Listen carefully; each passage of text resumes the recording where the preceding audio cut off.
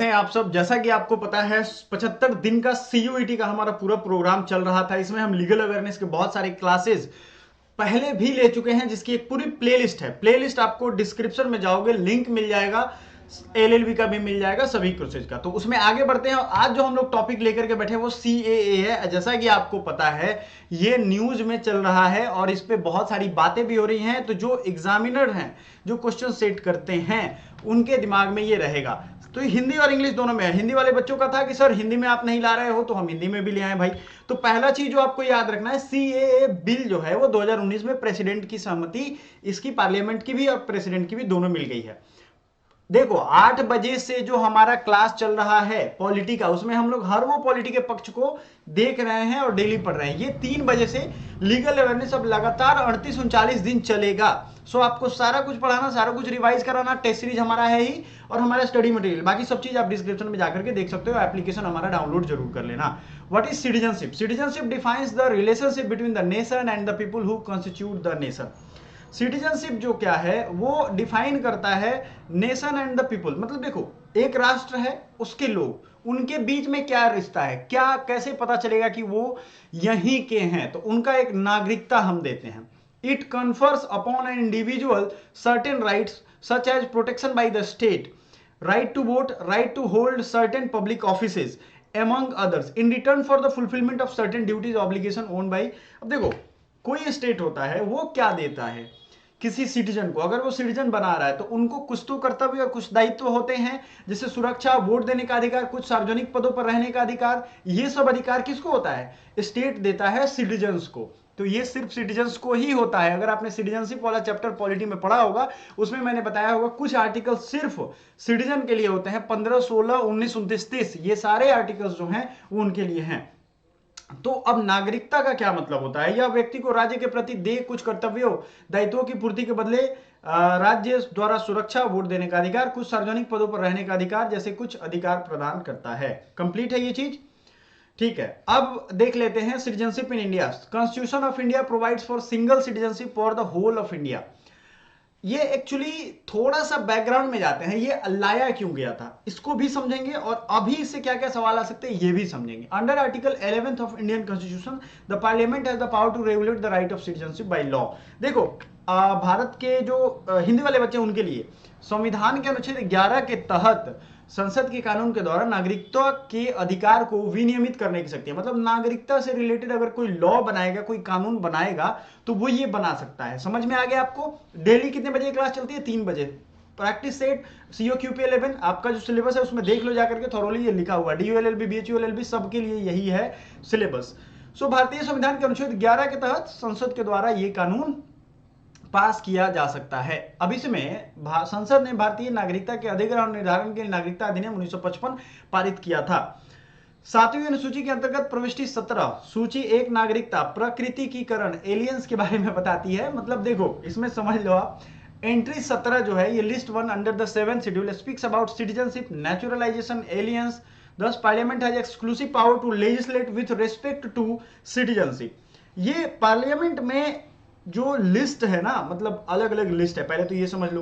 दूसरी चीज है कि एंट्री 17 किसमें? सिटीजनशिप का जो एक्ट है 1955, उसमें क्या कहा गया है, कौन सा नेचुरलाइज सिटीजन बनेंगे, एलियंस कौन होंगे, मतलब फॉरेनर, विदेशी कौन होंगे, ये सब कुछ लिखा हुआ है। Under 1987 to be eligible for Indian citizen it was sufficient for a person to be born in India. 1987 तक क्या नियम था कि अगर किसी को नागरिकता चाहिए तो भारत में उसका जन्म होना मतलब आवश्यक है, इंपॉर्टेंट है। Then spurred by populist movement alleging massive illegal migrants. आपको मालूम है 1971 में बांग्लादेश से वॉर के टाइम में बहुत सारे माइग्रेंट आए और उन्होंने भी डिमांड किया कि भाई हम 10-20 साल यहाँ रह चुके हैं तो हमें भी नागरिकता दो।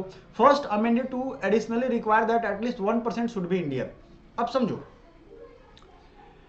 उसके बाद ये लाया गया इसमें सुधार कि एक पेरेंट जो है ये इंडियन होना चाहिए। In 2004 the law was further amended to prescribe that not just one parent the Indian but the other should not be legal immigrant. तो ये टाइम टू टाइम नियम बदलता है। मुद्दा यहां ये पे समझना है आपको कि टाइम टू टाइम ये अमेंडमेंट हुआ है, पहली बार नहीं हुआ है कि ये सरकार ला करके इसको रख दी है। ठीक है, तो ये चीजें समझो आप। फीचर्स ऑफ सीए 2019, क्या क्या फीचर्स है। देखो ये वीडियो छोटे छोटे होंगे आपके, लेकिन काम के होंगे, टारगेटेड होगा, फालतू की बकवास नहीं होगी कि 20 मिनट के कंटेंट को 1 घंटा बैठा के पढ़ा दिया, आपका टाइम ले गए, आपका डाटा ले गए, आपका दिमाग ले गए, सब कुछ ले गए और अपना जो है पेड कंटेंट बेचने में लगे हुए। नहीं, जो फ्री में पढ़ाऊंगा वो मैं फ्री में पढ़ाऊंगा, ठीक है, ये ध्यान रखना है। बाकी आपकी मर्जी, आप क्या लेते हो क्या नहीं लेते हो।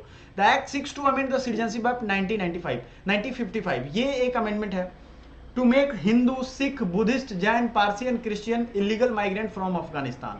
Hindu, Sikh, Buddhist, Jain, Parsi and Christian को इन्होंने कहा कि भाई जो इलीगल है माइग्रेंट, कौन कौन, हिंदू, सिख हो, बुद्धिस्ट हो, जैन हो, पारसी हो, क्रिश्चियन हो, इन सबको ले आना है। कहां, इंडिया। कहां कहां से लाएंगे, ये तो कम्युनिटी हो गए, मतलब रिलीजियस कम्युनिटी, अफगानिस्तान से, बांग्लादेश से, पाकिस्तान से अगर यहां पे ले आते हैं तो उनको हम नागरिकता दे देंगे।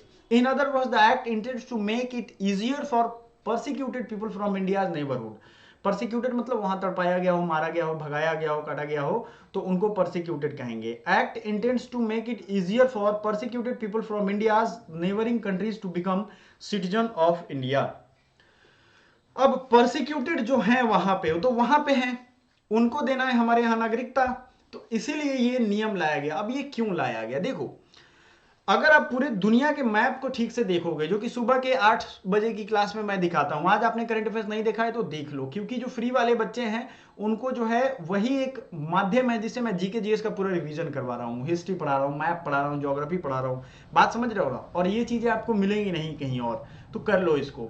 सो इसमें आपको ये ध्यान रखना है कि ये जो सिटीजनशिप अमेंडमेंट एक्ट है, इसमें इन देशों में इन कम्युनिटी की बहुत ज्यादा प्रताड़ित किया गया है, ठीक है। Illegal migrants from Afghanistan, Bangladesh and Pakistan eligible for citizenship of India.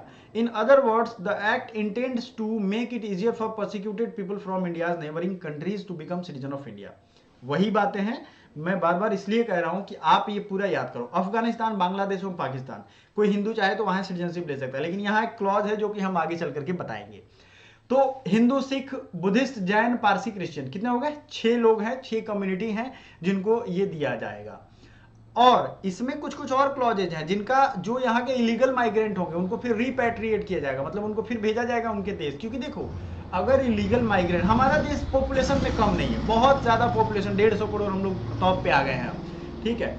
अगर यहाँ भी इलीगल माइग्रेंट्स आने लगेंगे, उनके देश में जो प्रॉब्लम हो, हमारे देश में कुछ प्रॉब्लम होता है तो हमारे देश के लोग तो दूसरे देश में नहीं। आप इतिहास उठा करके देख लो, दूसरे देश के लोग, जैसे रोहिंग्या के मुस्लिम हुए आपके, क्योंकि यहाँ का जो सिटीजनशिप एक्ट है वो बड़ा फ्लेक्सिबल है। आपको मालूम है इंग्लैंड और आपने डंकी मूवी देखी होगी, हो सकता है, इंग्लैंड और यूएसए में सिटीजनशिप नागरिक बनना इतना मुश्किल है। क्यों, वो लोग किसी बाहरी को नहीं आने देते हैं। बाहरी को आएंगे वो बॉम्ब ब्लास्ट करेंगे, वो तूफान मचाएंगे। फ्रांस का आपने देखा था, पूरा फ्रांस को ही जला दिया था उन लोगों ने।